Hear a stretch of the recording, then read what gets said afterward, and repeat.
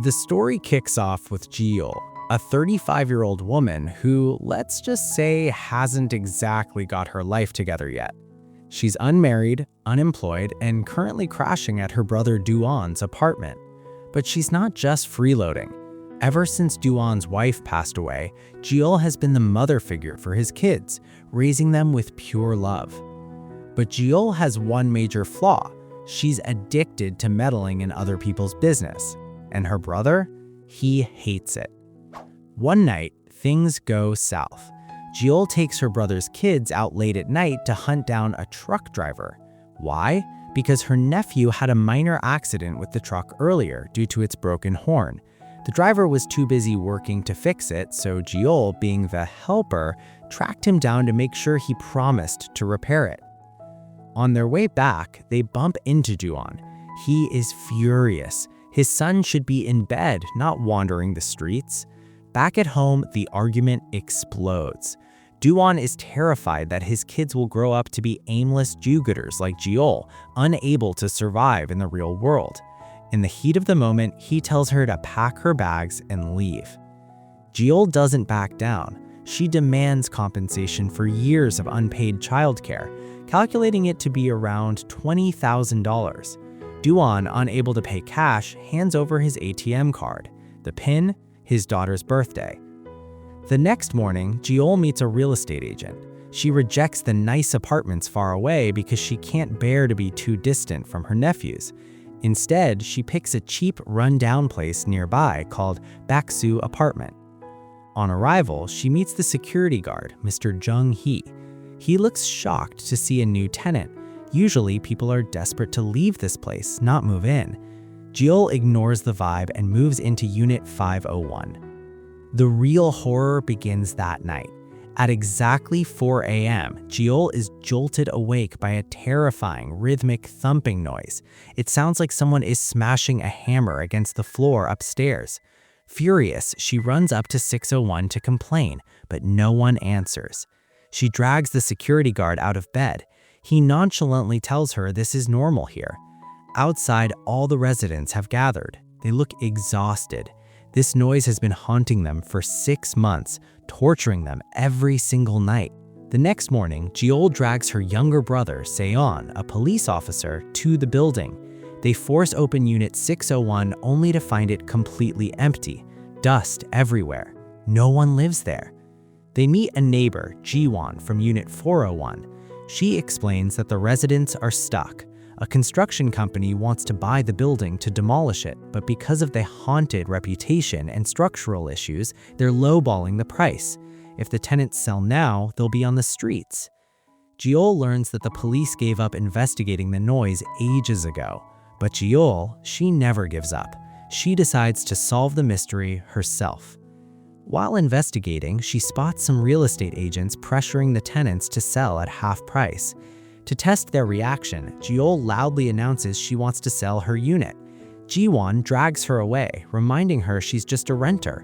But Geo-ul notices something terrifying, a man standing on the edge of the roof, ready to jump. Geo-ul sprints to the roof and stops him.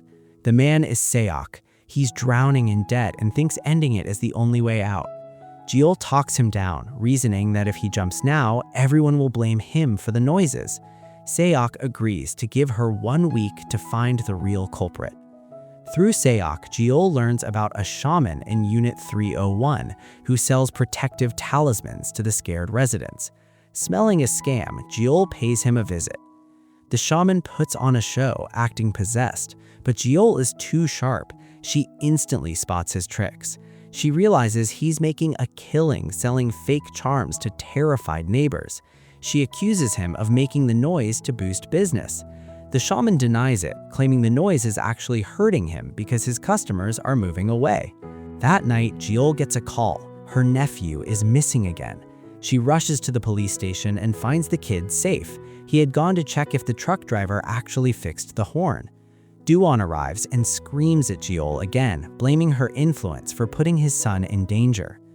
Broken-hearted, Geo-ul returns to her apartment.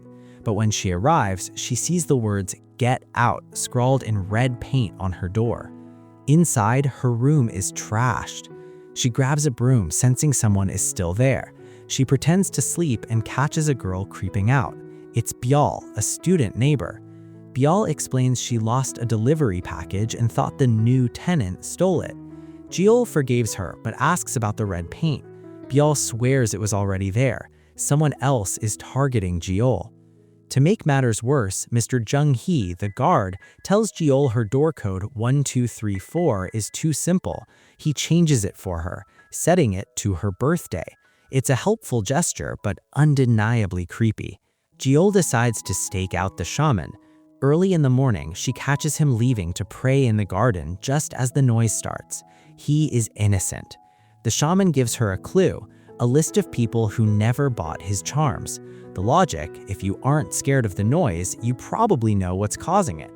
The list narrows suspects. One key suspect is in Unit 701. The team raids the trash of 701 and finds cosmetic bottles. The owner catches them. It's Dunggu, a huge guy who turns out to be an ASMR YouTuber using the bottles for videos. He's harmless. In fact, he's been trying to track the noise using decibel counting. Geo-ul forms an Avengers team. Geo-ul, Ji-won, Seok, Geo-ul, the shaman, and Dunggu. At 4 a.m., they will station themselves on different floors to measure where the sound is loudest. They ask the guard to kill the lights for stealth. The noise blasts. Chaos ensues. The shaman trips over a flower pot. Donggu's handwriting is unreadable. Ji-won's phone dies, but Geo-ul and Geo-ul get clear readings. The noise is loudest on the second floor. They converge on Unit 201. A woman lives there alone. They find soundproofing foam on her walls and a dent in the floor under the carpet. It looks like a slam dunk case. The police arrest her despite her crying and claiming innocence. Geo-ul celebrates, thinking it's over. She pays for an electrician to finally fix the building's broken elevator. While testing the elevator, she sees a homeless man sneaking out of Unit 202, supposedly empty. She chases him down. He admits he sleeps there because the passcode was easy. He drops a bombshell. I heard the banging noise while hiding in the closet, even while the police were taking that lady away. The woman in 201 was innocent. The real criminal is still in the building. Geo-ul rushes back to Unit 202. She finds a heavy iron pipe and bangs it against the wall.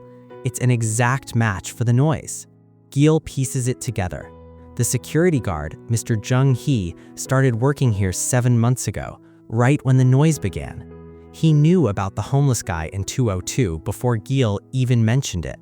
And he smokes the same cigarettes the innocent woman complained about smelling. The truck driver confirms that he saw Jung-hee working for the shady construction company. The scheme is revealed. The company hired Jung-hee to terrorize the tenants with noise so they would move out, allowing the company to buy the building cheap. But Jung-hee needs an accomplice to make the noise while he is on duty.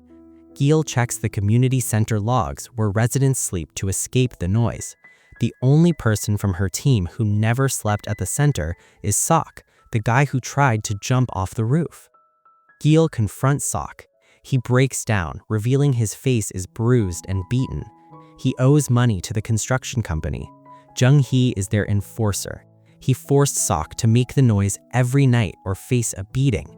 Sok wanted to die to escape the torture. They hatch a plan. They need the ledger from Jung-hee's safe in the security office to prove the conspiracy. Geo-ul goes to the basement to distract Jung-hee while the team tries to break into the safe. In the basement, things get dangerous. Jung-hee realizes Geo-ul knows. He attacks Geo-ul, knocking her unconscious and tying her up. Meanwhile, Do-won, the brother, is checking his cloud account. He sees a new audio file uploaded from Geo-ul's phone. It's a recording of Geo-ul's confrontation with Jung-hee. Realizing she's in mortal danger, Do-won races to the apartment. The team, Sok, Shaman, etc., is trying to crack the safe. They need the key, which is on Jung-hee's belt. Jung-hee emerges from the basement and a brawl breaks out. The neighbors fight back against the guard and his hired goons. Do-won reaches the basement and finds Geo-ul. He unties her, wiping blood from her face. In a tear-jerking moment, He finally absolves her of her guilt. "It wasn't your fault that my daughter died. Stop blaming yourself." We learn Geo-ul's trauma comes from a past incident where she forgot to pick up her niece who tragically died after being locked in a hot school bus. This is why she's obsessed with saving people. Freed from her guilt, Geo-ul is unstoppable. Upstairs, the fight is chaotic. The key gets kicked into a drain, but Geo-ul reveals she doesn't need the key. She saw Jung-hee's ID card earlier. His birthday is the passcode to the safe. She grabs the files and runs to the roof, broadcasting Jung-hee's crimes over the building's PA system.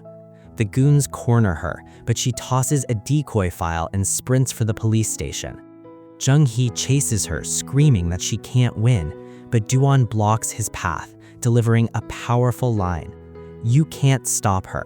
She's the kind of person who dives into other people's problems to save them. The world needs people like her."